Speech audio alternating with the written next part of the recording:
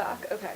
My headphone is noise canceling. I'm sorry. I'm still called into the show. And then ask Jay Scanley from FDLE to have some remarks as well. So he's going to speak as well. Do you need to mic him? He's gonna have to take, you have to switch like one at a time. Yeah, we'll have to. No, but you guys Who's have. going first? Yeah. I am. Okay, then I'll switch. Okay.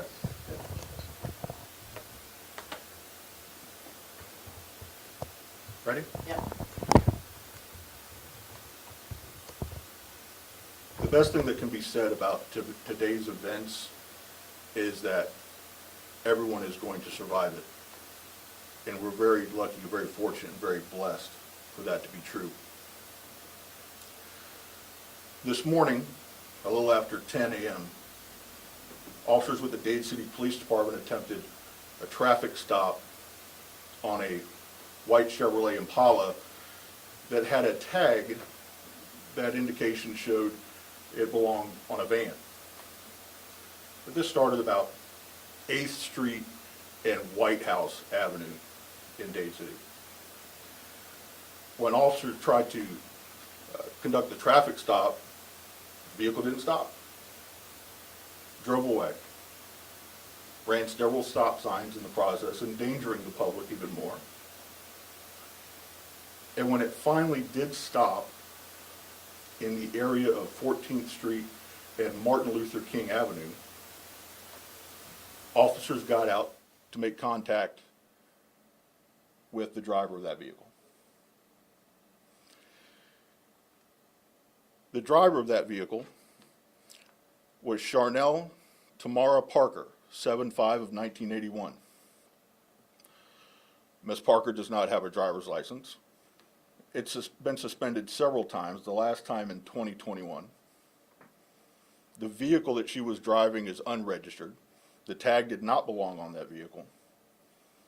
And she has active warrants with one charge out of Sumter County for driving while license suspended or revoked, and a warrant with 4 charges out of Pasco County to include possession of methamphetamine, possession of heroin, possession of marijuana, and obstructing or resisting an officer without violence.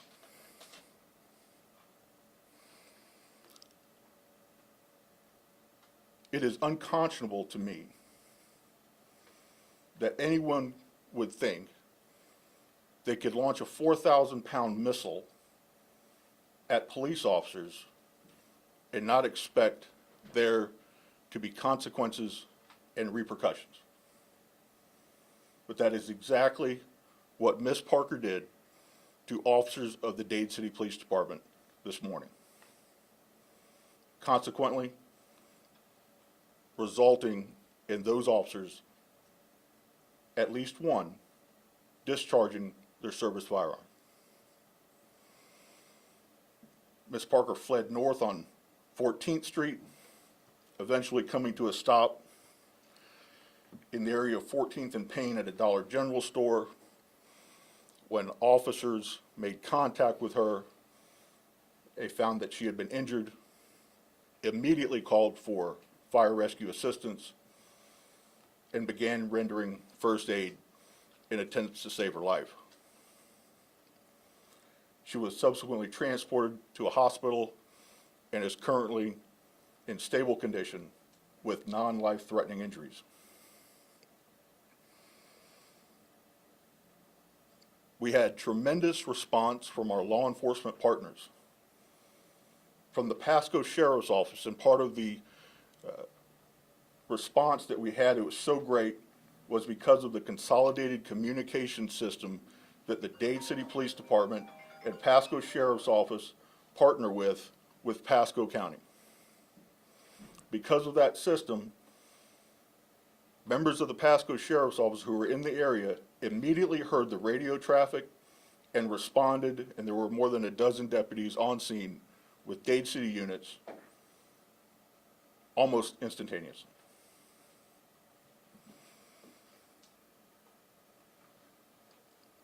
We're also proud to partner with the Florida Department of Law Enforcement, who is conducting the use of force investigation in this case. Standard operating procedure allows that the officers involved in this incident have been placed on administrative leave. I'll now turn it over to Jay Scantling with Florida Department of Law Enforcement for his remarks regarding their investigation.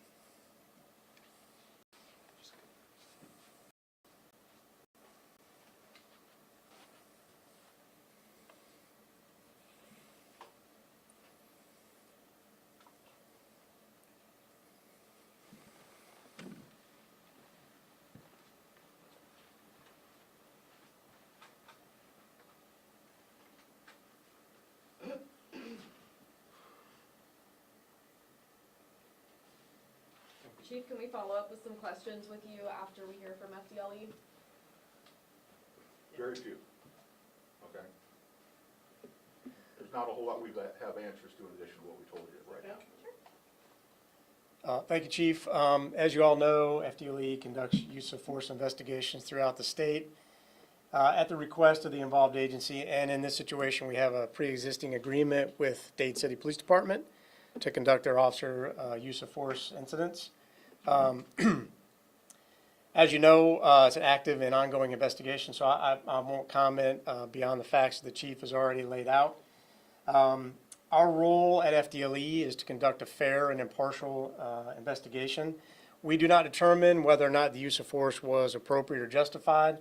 We put together a very comprehensive investigative packet, and we turn that over to the State Attorney's Office for their review and determination as to whether the use of force was justified.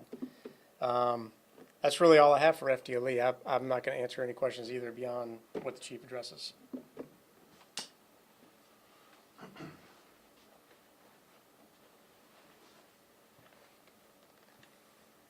You can clip it onto my mic if you want. If I can help you, I will. Yes. Can we get the spelling of Charnel Parker? You absolutely can. Thank you.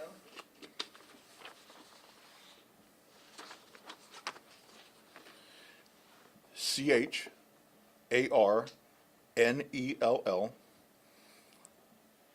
Middle is Tamara. Last is Parker. Chief, how many officers are currently on administrative leave, and how many shots did Ms. Parker fire off at those officers?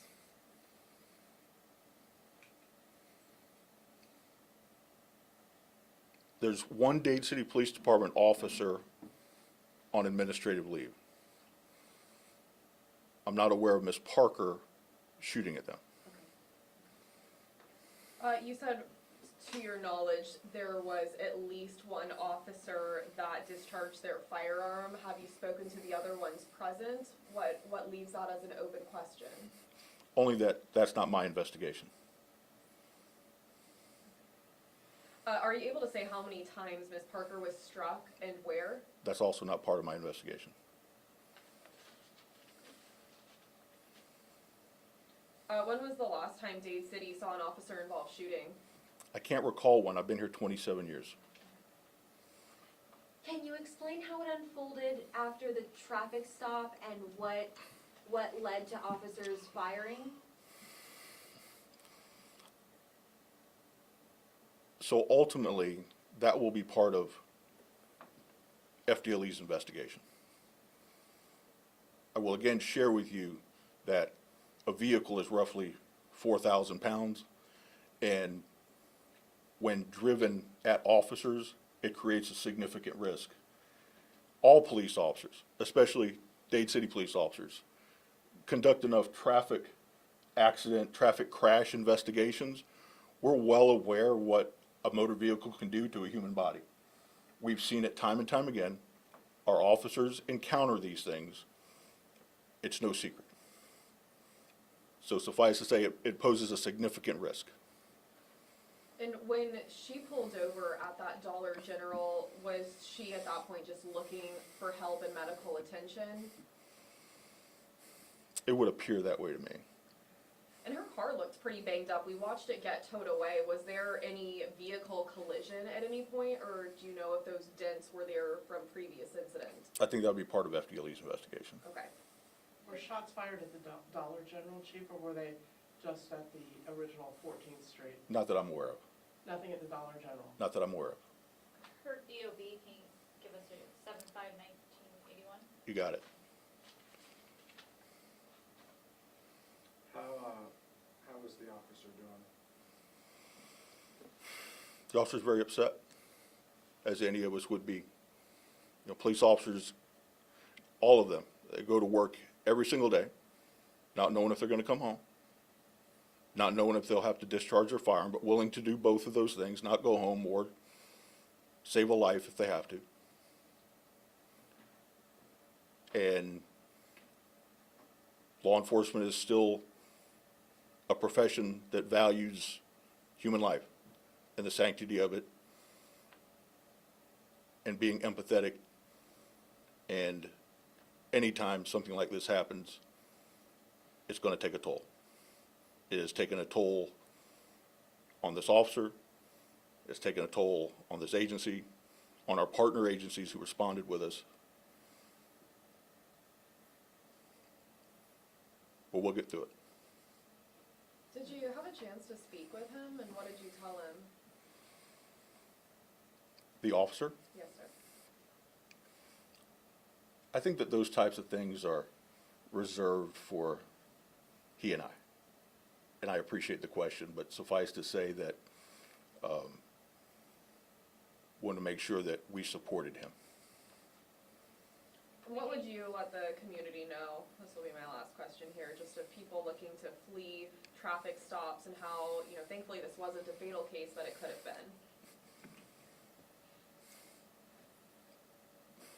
Thank God for the men and women of law enforcement that are willing to go do the job and take the risk of encountering those people every single day. Because there are those people that, if they'll harm a police officer, they'll harm anyone. And we see that often in society, more often now. What is worth, nothing is worth losing your life over. Right? For some warrant charges, you endanger the lives of multiple police officers, multiple citizens. There's nothing worth that. We take it she's gonna face several charges, is those pending? Now, we do have some pending charges, and thank you for asking. The pending charges of all, as of now, and this may change, of course,